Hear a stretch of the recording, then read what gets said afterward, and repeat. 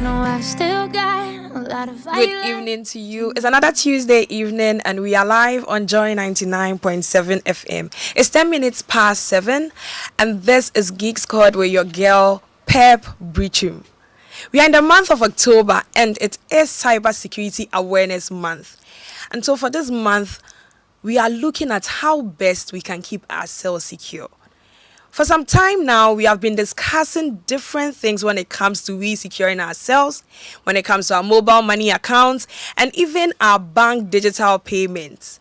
And guess what? Some of the questions that came through were in a way directed towards our regulator. We've listened to you. We have a representative from the Cybersecurity Authority today, and they will be here to answer your questions. So just get ready.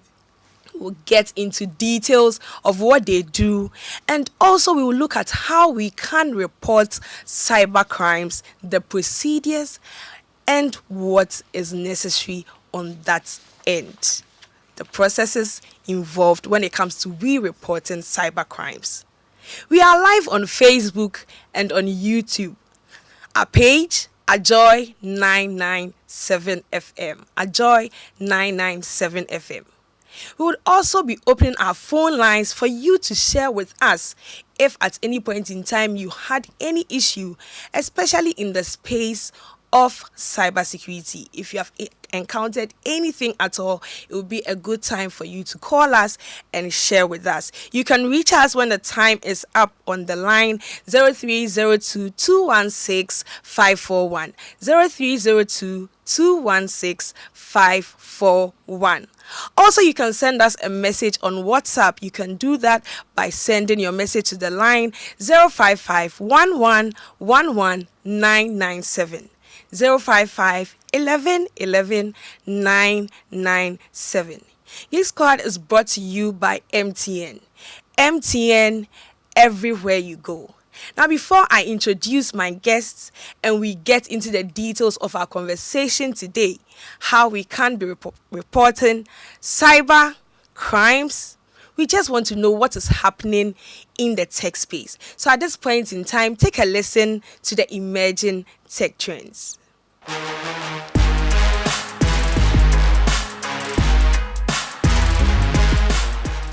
Hello there and welcome to Emerging Tech Trends on Joy Geek Squad.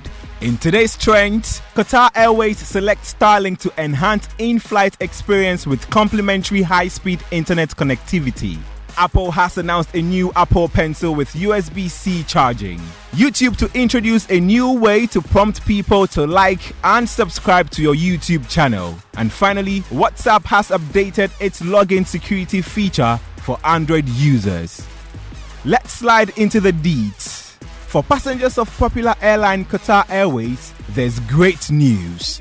Qatar Airways has announced partnership with Elon Musk's Starlink to allow passengers to enjoy Wi-Fi speed of up to 350 megabytes per second for gaming. Also, they get VPN access, sports streaming, and more while flying on Qatar Airways. Away from Elon Musk, a lot of people have been excited about the latest Apple iPhone 15. But there's a new addition to the family. Apple has today announced its new Apple Pencil. And yes, you heard me right. Apple Pencil. The new USB-C Apple Pencil supports Hover with the iPad Pro and can attach magnetically. If you're an Apple user or lover, be on the lookout to update your collection. Now on to YouTube.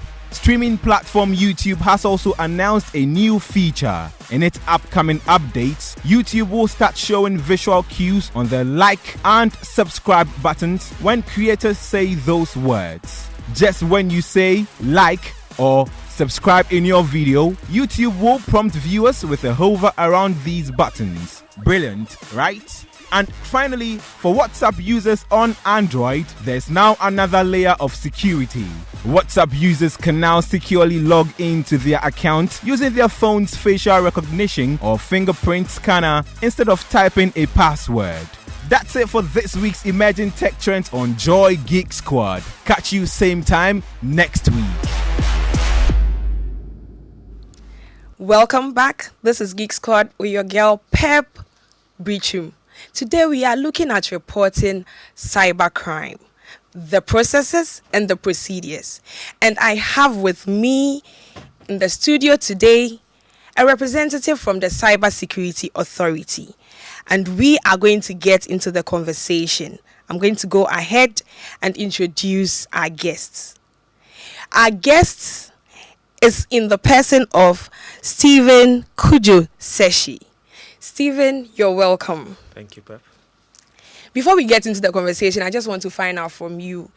You work with Cybersecurity Authority. So what exactly do you do there? All right. So the Cybersecurity Authority is the lead agency for cybersecurity matters in Ghana. It was established by the Cybersecurity Act 1038 of 2020. So the authority was born on 1st October 2021. And our core job really is around the regulation of the cyberspace in Ghana. There's a tall list of things we do as part of our mandate. I'll touch on a few of them. So we regulate the cybersecurity activities in the country. We look after what we call critical information infrastructure. And basically that's any infrastructure that's important to us as a country, such that if it's not available, there might be socioeconomic impact or a national security issue. So an example might be our power systems or water or telecom infrastructure. So we regulate that space in terms of making sure that those entities are following certain standards, they are compliant to certain best practices to make sure those services are always available. We look after even standards in terms of professionals. So if you've been monitoring the airways, you would have heard that we are accrediting professionals, we are licensing cybersecurity providers, we are accrediting establishments. That's another of our mandates, basically making sure that the space is sanitized. The reason being that if you have the right practitioners, people that are vetted, and entities or organizations that are vetted, then you are likely to then have people that are offering the right kind of service to protect our systems and networks. So we have a tall list of things to do. And definitely one of the big ones is awareness creation. And what we are doing now is a typical example, speaking to the public, making them aware of what they can do to better protect themselves. That's the tallest, as you said. There's so many things that the Cybersecurity Authority is doing, and like you said, it's all to create the awareness and also to make people know how best they can also act in terms of where they are working when it comes to the cyberspace in the first place. So today we are looking at reporting cyber crimes, because we know that, from past weeks, the conversations that we have had, it has somehow been around cyber issues, got to do with mobile money, sometimes fraud, online fraud, even digital payments when it comes to banking, the fraud attached to that. And one of the things that came up when we had those discussions was a statement made by one of our guests, that was Gideon. And Gideon made a statement that there is no application that is secure. And we ended up having a counter perspective when that particular statement was made. Now, with what you have said, you mentioned that one of the roles that you play is to make sure that all these organizations are sanitized when it comes to the cyberspace. So we want to find out, we know that there are regulations in place. So if there's anything in terms of any application supposed to come out, and what role exactly would the Cybersecurity Authority play in that? Are there things in place that will keep people safe in terms of knowing that, oh yes, it's possible that there may be vulnerabilities, but then there are regulations in place, in check, so that we have the right applications on the market? Okay, so if you focus on just applications, that might be a bit narrow. Yes. But then if you look at the big picture, so cybersecurity is a holistic thing, right? So you have practices around hardware, user behavior, and then definitely software. So software, if you're developing software, there are best practices for ensuring that it is built properly. Now, though we don't, as an authority, we don't regulate software developers directly.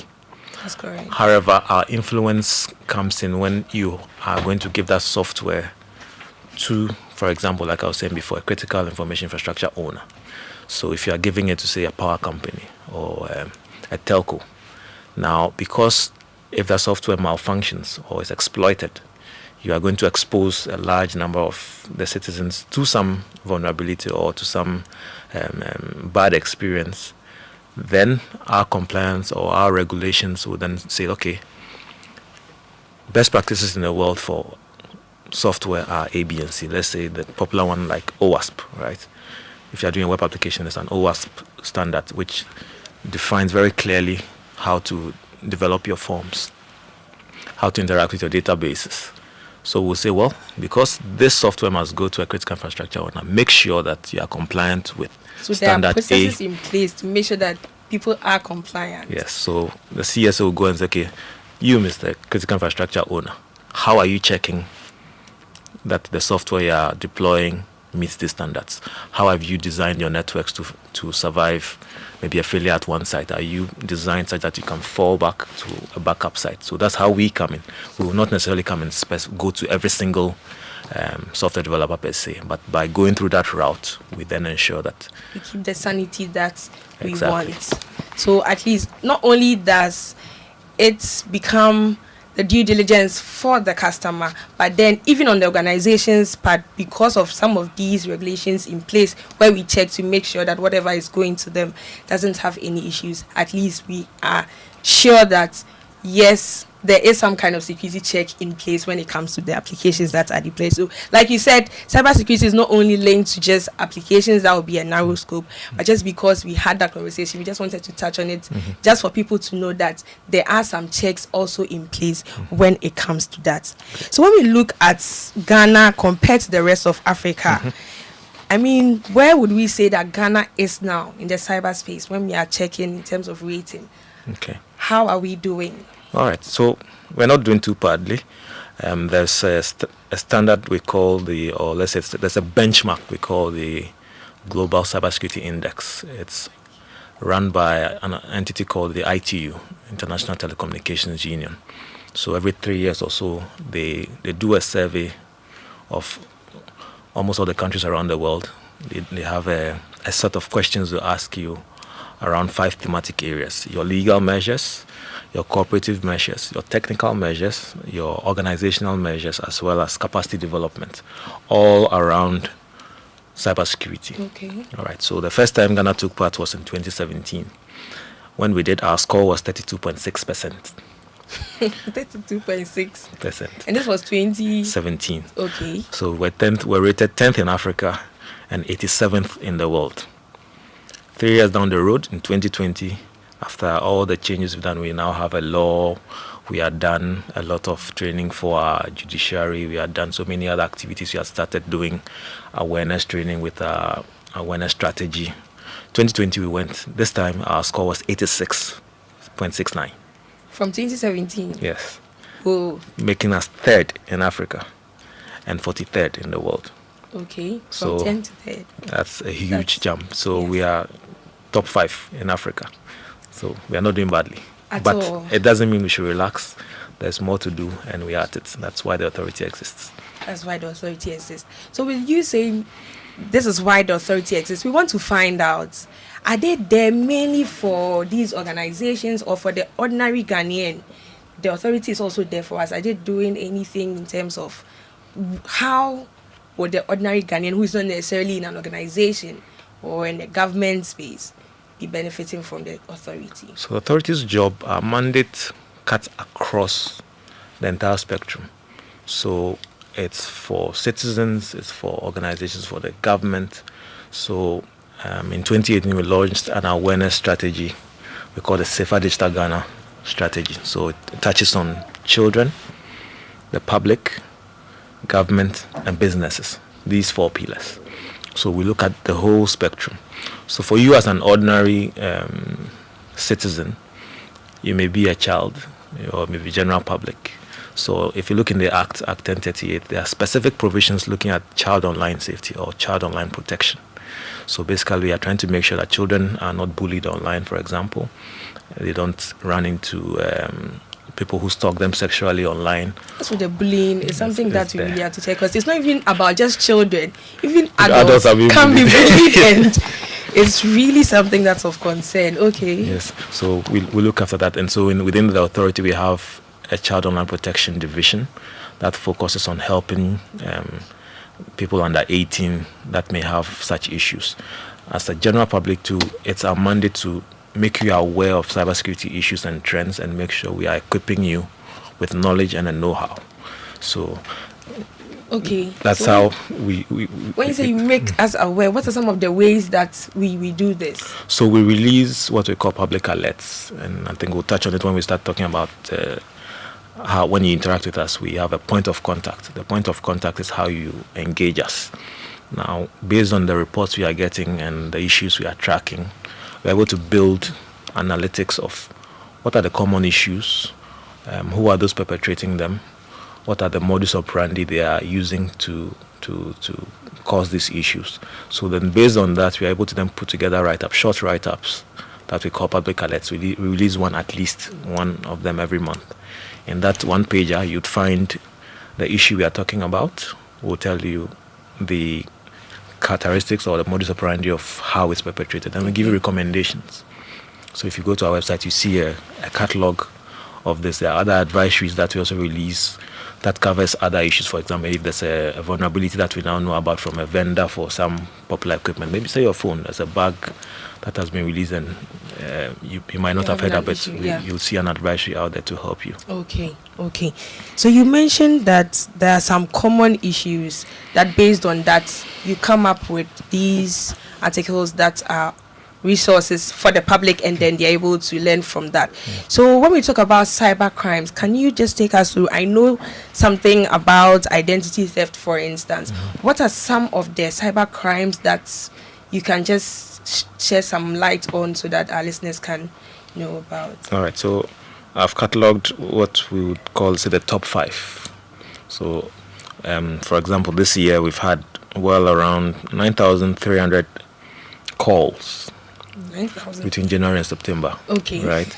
Out of that, about 870 were actual incidents. So something has actually happened that warrants. So the other ones were not actual incidents. So those ones tend to be what we call advisories. So someone will call and ask for advice, so you can give them guidance. Oh, I've seen this link, I want to interact with. People actually call and ask for People those do. things. Yes. Okay. Or somebody has called me with this offer. Is it genuine? I'm not sure.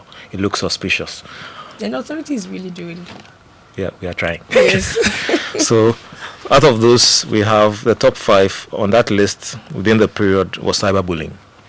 And cyberbullying, we have the traditional cyberbullying. Somebody's teasing you or making fun of you online and then basically causing you discomfort or embarrassment. But then what was unique this time around was what we had around loan apps. So people were, some people created loan apps to tell you, come for a 300 CD loan, and they'll take your details very quickly, register. You pick the app on the Play Store. You register, they take a lot of personal details of you, your Ghana card details, and then in the permissions, some of them hide the fact that they will actually be picking up your contacts and other personal information. Once you register, they tell you, you pay in 3 months, but then about a week's time, they start calling you and say you owe us. And then they tell you, well, you took 300, right? You now owe us like 400, and you have to pay now, or we are going to blast Publish your details on. So that started late last year and became a very serious issue. So that accounts for this large share in cyberbullying. Another common one is online fraud. So your typical shopping scams, fake shops, job scams, investment scams, advance fee fraud, contract scam, romance scams. All those fit under that pool. That's about 30% of the calls we get. Then online blackmail. So either it's sextortion, someone being blackmailed because I have your nudes or a nude video of the person. They call them pay or else. So that's one group. Then there's in that category there might also be business or intellectual property. They steal it and say pay us, or else we let it go. Unauthorized access, where people's WhatsApp accounts or social media accounts are taken over. Mobile money wallets being emptied, all those around 9% thereabouts. And then impersonation, you mentioned that earlier. That's also there. Impersonating prominent people, politicians, VIPs, and then defrauding people as a result. So those are the top 5. You don't see too many of these, the children online, the children related ones, but once in a while they come. From the high schools, you might pick up a case from time to time. Yeah. So you mentioned that people call and ask questions, sometimes advise you, and then sometimes they report incidents. So what should make someone call? Like, what should prompt someone? I mean, apart from the 2 that we have touched on, where there are incidents and then they want to get some, what are some of the reasons why someone can pick a phone and say, I'm calling CSA? So essentially, once in your digital interactions, we are all more digital these days, right? We are all using mobile money for something. We are interacting on social media and the like. Once you feel you've experienced anything that's negative in your digital experience, which is causing discomfort, or you've lost something, you've lost money, you've lost, or somebody's threatening you on the web or cyberspace, those are all reasons why you can call us. So anything that impacts you negatively in cyberspace, you call us, we can discuss it, we can give you guidance on what to do next. All right. When you also mentioned some of the situations that came through with calls that came and then the incidents and the ones that's on the high level, you mentioned something about the loan applications, but what I just want to find out from that is, so as the Cybersecurity Authority, what are some of the things in place to prevent some of these apps from even being there, where people will go and they will be harassed, like, we'll publish your details and they are not really following the right procedure when it comes to they having that there? Right. So what we do, there are a number of things we do. So for cases like that, we go into what we call investigations. So we have investigation capabilities. So we do the cyber investigations. We have a law enforcement liaison unit. So based on how the investigation goes, we can bring in the law enforcement agencies, the police, CID, and effect arrests if needed through those organizations. Okay. So that's how we do it. The other thing we also do is we partner with the service providers, your Googles, your Facebooks, Instagrams and whatnot, the owners of those applications. So we have relationships with them as CSA, where, for example, if someone hijacks your account, if you provide us with the right details, maybe the email address you registered with, your details, a recovery account, we can go to them and we can get it recovered for you. So we have those relationships as well to support our ability to resolve incidents. Okay, so for someone who has been defrauded, like Momo, for instance, because we had that coming up a lot, where people have these issues and some complain that they report but nothing is done. So that's what I want to get. The reporting that is being done, it will be done on the telco's end. Does it mean the telco has to also come to you as the authority and then those investigations are carried out? Can you just take us through that process? Because it looks like people feel nothing is being done. Okay. So if with the Momo issue, if you take it up with a telco directly, that's fine. They are running the platform, so they can investigate to see what transactions happened, and where possible, if they can retrieve it for you, they would. But if you call us, because it's also a cyber security issue, if you call us, we have channels to reach them, because it's a cyber issue. We regulate them through our relationship with the NCA. So we can go to them and say, okay, well, we are seeing this pattern of occurrences. Please look into it and resolve it. Now, the caveat is we will not be able to go and recover every 100 CD or every 200 CD for you, because typically when the fraud is perpetrated, they've already withdrawn the money and gone. And the telco is not about to be dishing out money because someone took your money. But then what it helps us to do as an authority is we're able to look at patterns. So is it being perpetrated by a specific group of numbers? And then once you stack up evidence, you are able to then identify or deduce who might be doing it, and then work with the law enforcement agencies to take more concrete action. Okay. So when it comes to these investigations being done, about how long does it take? If someone is reporting an issue like today, how long does it take for that to be resolved, or at least for the person to have some kind of concrete feedback from that investigation that is done? Okay. So there isn't a fixed timeline for any investigation to be completed, but what we will do is once you engage us, we'll keep the feedback going. We run what we call the point of contact 24/7. So call us anytime on 292 on voice, or send us an SMS on that same number, or on WhatsApp 050-160-3111. Or you can send us an email as well, report@csa.gov.gh. When we get that, we immediately acknowledge and we'll keep you updated as we go along. The investigations vary. The thing about cyber investigations is because it's digital evidence you are looking for, and if you want to do any prosecutions, it has to be airtight. So you need to take your time, gather the right evidence before you go. So there's no fixed time that we can say, oh, it's X number of days or months. But what we can assure you of is our commitment to get to the bottom of whatever you report. So definitely you get to the bottom of it. At least that assurance is there for anyone who comes to you and then does a report. So we just want to know this. I mean, for businesses, it will be good for them to know when it comes to incidents and then the response. You mentioned that people call and then report on incidents when they come up.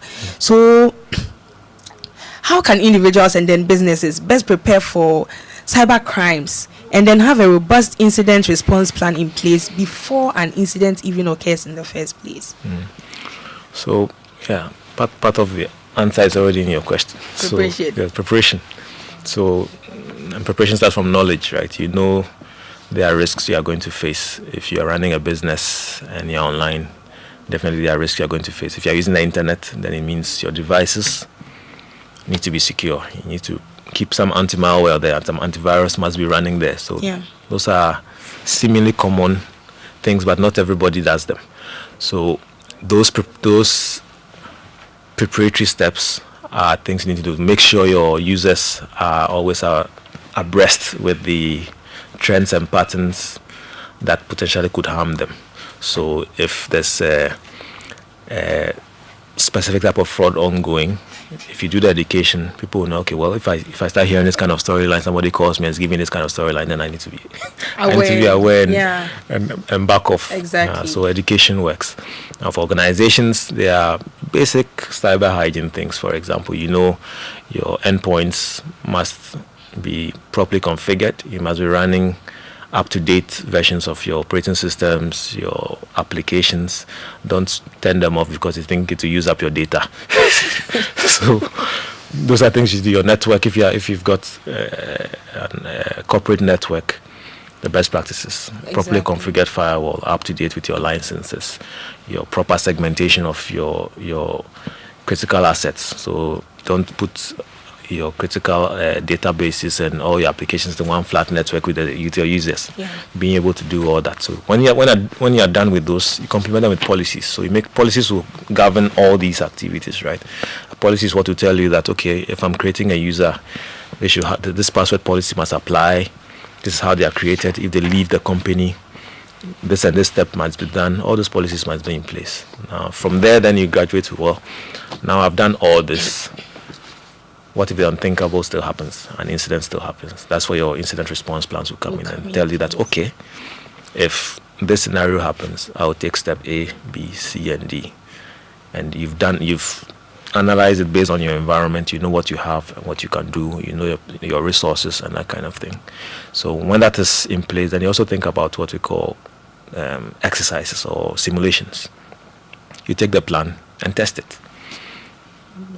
If, for example, a virus breaks out on a network, what do we do? Things we do, If all our users are calling the help desk, we can't use our machines. So your help desk person must know what to do, how to hand off to the next person, maybe your IT head.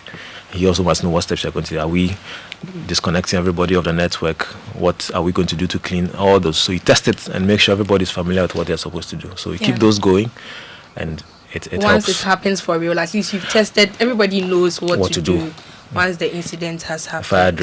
Like a fire drill. Exactly. Know where your door is. That's it.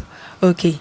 If you're just joining us, this is Geek Squad with your girl Biritwum. Today we are looking at reporting cyber crimes, the processes and the procedures. I have with me in the studio Stephen Seshi, and he is representing the Cyber Security Authority. We have looked at how People are able to call the authority to ask for advice when it comes to they doing anything in the cyberspace, and then also where they report their incidents. And the cybersecurity authority is in place just to inform you and I, and also to keep our organization sanitized when it comes to our cybersecurity. Now, one of the things that he mentioned that I like is that they also partner with some law enforcement agencies, and with that, if there are any issues that are reported to them, they can investigate it. After investigations where there's a need for us to get hold of the perpetrators, they do that and assure you, the person who has reported, that whatever thing that you brought to them, they are able to work on it for you. Now, with this said, we want to open our phone lines and have you call in and tell us, could it be that probably you have encountered an issue, you reported? How was your experience? Today it is about cyber security, we reporting cyber crimes. We also even went through some of the situations that would even cause cyber crimes. Some of them we have even spoken about them on the show when it comes to identity theft, where there's impersonation, people even bullying others online fraud. All these are things that people may have encountered. We have Stephen here. You can call in and ask your question. You can let us know what is on your mind.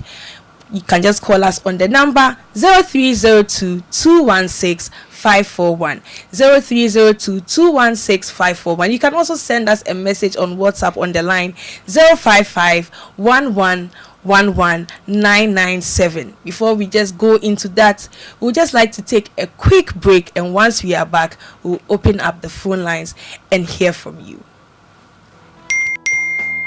Hey, Ma, the way you're always getting alerts these days, I won't be surprised to hear that you have gotten a Momo for Business account by my next visit. Oh, I'm already on Momo for Business.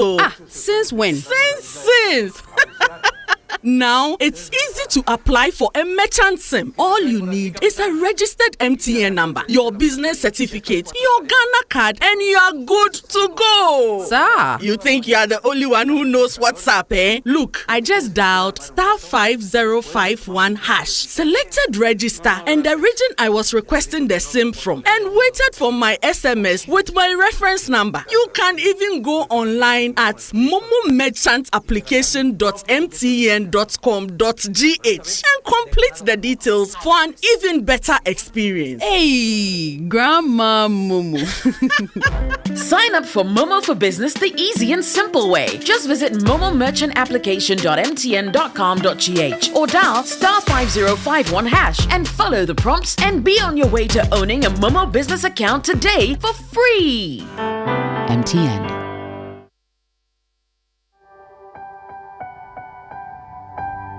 Like a small boat on the ocean, sending big waves into motion.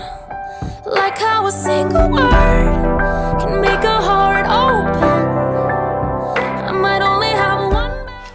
Welcome back. This is Geek Squad with your girl Biritwum. Today we are looking at reporting cyber crimes, the processes and the procedures in place.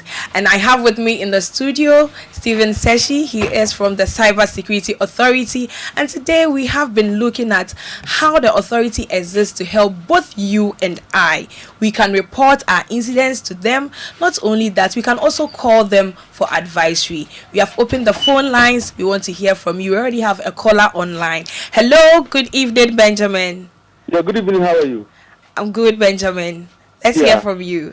Where are you calling from, please? I actually wanted to get clarity, because what I am learning is that it's the cybersecurity authority.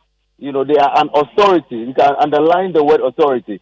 He's telling us that in some cases, when people dupe people, defraud people online using Momo, it's difficult to get the monies back. And I find that to be rather unfortunate. So my question is, what about the Ghana card? Today, we have Ghana card, and we're told the Ghana card is coming in to help us solve this problem. So how come that people are still using Momo numbers which are registered with Ghana card, and the cybersecurity authority cannot help? I have a personal experience. where I was defrauded by somebody through Momo. At the time, I don't know for today, at the time, that was about 2 years ago, MTN did not even have any call line for you to call to complain. You have to call 100, hold on for a long time. By the time the person might have cashed out the money. Once the money is cashed out, you are told to send a text to a certain code, and they do basically nothing about it. Ghana police will not follow up because I reported it, and I was even told to pay for the investigations. And how much was it? How much am I going to pay? So the Cybersecurity Authority, have they arrested people? How many people have been arrested so far? Because fraud is widespread when it comes to mobile fraud. We always hear the amount of money that have been lost, sometimes in billions of cedis. And you can't tell me that we have a Cybersecurity Authority sitting aloof, doing nothing about this thing. So I want to hear the figures. I want them to go to the nitty-gritty. It's not telling us about education, awareness creation. Let's understand the perpetrators. Are they being arrested? Thank you. Much, Benjamin. Thank you very much, Benjamin. I think this was a question I asked earlier because some people feel nothing is being done, and this is what Benjamin has expressed here. He wants to know, as an authority, what exactly is being done, because issues are happening. They are being reported. Is there anything being done? I think we just need to make them aware so that he has that comfort that it's not just an authority there not doing anything, but action is being taken. Okay. So I think we'll need to approach it from in terms of the mandate, what we are responsible for. So mobile money is seen as a financial service, right? Or fintech, and it sits under a regulator, the Bank of Ghana. Now, if there's a crime or there's, as in this case, there's loss of money. Okay. Okay. Shall I continue? We'll get into more details right now. I know you started talking about mobile money, but we have another caller. We just want to take note of the question and then we'll get into details. Sure. Hello, Nana Kwesi. Hi, good evening. Good evening, Nana Kwesi. Where are you calling from, please? East Lagos. Okay, Nana Kwesi. Let's hear from you. Okay, so I want to ask you if it is their mandate to also regulate this. You register with a certain company and suddenly, let's say the telcos, and suddenly you start getting messages from other companies from their platform that you are not interested in. Sometimes they can even sign you on certain whatever subscriptions without your notice, and they'll be taking your credit till you find out. It's in their mandate to regulate some of these things too. I want to know. Thank you very much, Nana Kwesi, for that question. So we'll first tackle Benjamin's question, and then we'll move on to Nana Kwesi's own. Benjamin wanted to find out, we have Ghana cards in place that when it comes to Momo fraud, for instance, we should be able to trace some of these people and possibly retrieve the money back. What is the Cybersecurity Authority doing there? And then Benjamin's question has to do with when you have registered with a telco. There are times that you keep getting messages that you've not signed up for. People are just doing advertisements. In fact, for a very long time, I kept seeing NLA adverts every day, and I don't do anything there. So exactly, what are some of the ways? And he's asking whether the authority there has any role to play in that. Yeah. All right. So let's start with Benjamin's case. So I was saying, mobile money, the service is a financial service sitting under the BOG, and they are regulating the operators. So almost all the telcos are running that service. So when it comes to fraud-related matters, the regulator for the sector is the final stop, right? The CSA itself does not have, our money doesn't cross or doesn't enter that sector directly. What we can do in terms of the reports we are getting is to use our relationship with the BOG to say, okay, well, these are the trends we are seeing. Please enforce corrective measures in the sector. So we will not go directly after money retrieval. It's not in our mandate to do so. Okay. That's a simple answer. But they wanted to know, as the authority, so for you not go after the money, but then you partner with the sector regulator to implement the necessary measures to make sure the problems are resolved. Okay. The thing about mobile money is, a lot of the cases is there's usually an involvement of the user or the victim, right? There's social engineering where they'll find a way for you to approve the transaction. So that bit, we need to be alert about it, right? It's very hard for someone to, without your approval of a PIN, supplying a PIN or anything, to take money out of your wallet, right? Even on the telco side, it's not easy for anybody to sit at the back end and take money out of your wallet. They'll have to find a way to get you to approve it. So as users, we need to be alert for social engineering. People calling you and giving you various stories to do this. Oh, yeah, you have won this. Please enter your PIN to get it. Or I sent you money wrongly. Please send it back to me. All those are scams that are cooked up for you, just for you to enter the PIN, and then something is done and your money is taken away. So the user end cannot be discounted. But in short, it's something that sits within a specific sector with a specific regulator to deal with. Okay. So what is clear is it is not the CSA is not in a mandate to go after mobile money per se to get money back. No, it's not. Okay. Then the next question. The messages, people getting on solicited messages from their telcos. All right. So that again sits under the mandate of the National Communications Authority. And I think they have regulations around this. Now, I mean, the typical thing is you may have a value-added service provider that is trying to market their services. Somehow they come across a database of numbers and then they blast. So for most of the telcos, I'm sure they have. But let me ask, taking the database of numbers, is it even right in the first place? No, I it's think not. So this somehow also fits under what is done on your end. Or when it comes to information, because like you said, there's critical information that we have to check that it doesn't end up landing in the hands of wrong people. So if I've registered with you as a telco, why would you just go ahead and give my information out to a body somewhere and then they can just blast their messages to me when I've not even asked for it? Yeah. Well, you can't say the telco that is giving out, but the telcos will be working with various partners or value-added service providers. Now, because it's a supply chain of sorts, right? So maybe provider A is working with telco A. He has been given permission to access the list of numbers to send out messages or to offer a certain service. Now, if that provider is not following best practice and somehow they are compromised and someone gets their hands or access to that list, then they can also start sending messages to those numbers. Yeah. So you can't point directly at the telco per se, but it's an ecosystem where everybody needs to do their bit. So the regulator, NCA, will be checking these things. They'll be checking, okay, how have you implemented your interfaces to your value-added service providers?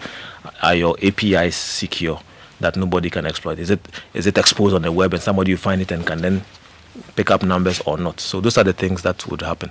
And us, as the CSA, working through the NCA, will be checking. So the telco sector is considered critical.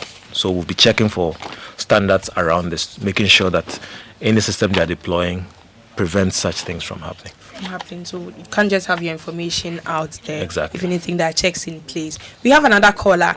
Hello, Kofi. Good evening. Yeah, actually, this is Benjamin back. I'm not satisfied about the answers given to my issue. I am actually talking about fraud, and I think this sits with cybersecurity authority. Otherwise, the guy should tell us their mission and vision, because you cannot tell me there's something that happens on the cyberspace and you are shifting the goalposts. What I mean is that if you are duped, and you're talking about user responsibility here, of course, we take responsibility. But the police is there to support us. So sometimes you are very careful, but no matter what you do, somebody is finding a way to dupe you. And if I want to narrate my story, we don't have time. I mean, I actually haven't done anything wrong, but my money was taken wrongly. And I think it sits with the cybersecurity authority. And I'm looking for figures. So if it's not their responsibility to arrest people when it comes to crime on the cyberspace, which we also have the mobile money fraud as one of them, then I think that authority ought to be scrapped. Because then what else are they doing? Education, that's about cyberbullying. I mean, of course, a lot of organizations exist that do that. So what is their mandate? What are they supposed to do to support us? That's my question. For you to tell us. All right, thank you very much, business. Benjamin. There you have it from Benjamin. What do you have to say to that? Well, the answer is the same. It's a specific sector. There's a specific regulator, and we work through that regulator. It's that clear. Okay. I mean, the things around it in terms of making sure the let's say, for example, the user database at NIA is not abused. Yes, definitely would be checking on them as a critical infrastructure owner, making sure they're doing the right things. Nobody's numbers are being picked. But to say, okay, CSA should go after people that have defrauded you, it's not in the mandate. It's simply not. It is not in the mandate of CSA to go after people that have defrauded you, but they will make sure that they will put things in place so that when these situations happen, they can investigate, do the needful work in with the terms partners, of working with the partners that they have, and to make sure that we are all safe. Benjamin, sorry about the situation that you may have had, but I think we have gotten a response from our resource person, Stephen Seshi, from the Cyber Security Authority. Today we looked at reporting cyber crimes, the processes and the procedures. Our time is almost up, but then we will check and see if there's any looking at what was happening, and we need to do a second part of this. For now, this is just something for you. Ready to treat your callers to good tunes while you win incredible rewards and points by purchasing, renewing, copying or gifting your favorite caller tunes, and you can win amazing prizes based on your total accumulated points. Yep, build as many points as possible and you can win tons of data to stay connected to the things you love, or you can win an amazing 10,000 Ghana cedis cash prize to splash on your fave things. It's the perfect way to entertain your callers with music and get rewarded at the same time. Start collecting your caller tunes points today. Visit callertunes.mtn.com.gh. Caller tunes here is CALLERTUNEZ, or you can just dial *1355# to get started on the MTN caller tunes service. Promo lasts till 7th November 2023. Terms and conditions apply. We have a message. And this message says, majority of the population is very ignorant about identity theft and data protection. Because of that, I've become a victim by being vigilant about the kind of information I let out. So my question, is it in their mandate to constantly start educating the populace to be aware? That's a question from someone. But before we get into that and we use that to wrap up, we just want to take the quick tech fixes. Hiya! My name is Michelle Ajakum, and I bring you some tech quick fixes and tips here on Geek Squad. Did you know that you can now schedule a WhatsApp audio or video call for later? Well, WhatsApp's latest feature update now gives you the chance to create a shareable video or audio call link for family, friends, or work colleagues to join later. This is how it works. 1. Open WhatsApp. 2. Tap on the Calls tab. 3. Tap on Create Call Link. 4. Select your call type, video or voice. And 5. Tap on Copy Link. You can now send the link via WhatsApp to all the different people you want to join the call. And that's it. You now know how to organize a quick call or schedule one for later on WhatsApp.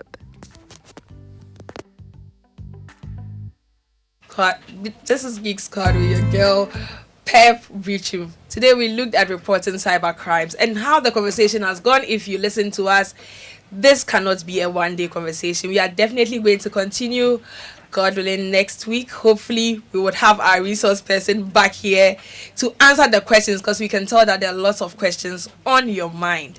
We would be ending this show shortly, but I just want to quickly congratulate my sister in love, Ajwa Binewa Biritwum. Congratulations. You know what I'm talking about. I just want to say congrats to you and a big hello to you, KK and Pearl Ann, all of you here in Accra. Thank you for listening to me. Mami Nyako Nkumasi, thank you for listening to me. It's been an interesting evening. We come your way same time next week, 7 p.m. Join us again on Geek Squad with your girl Pep Biritwum.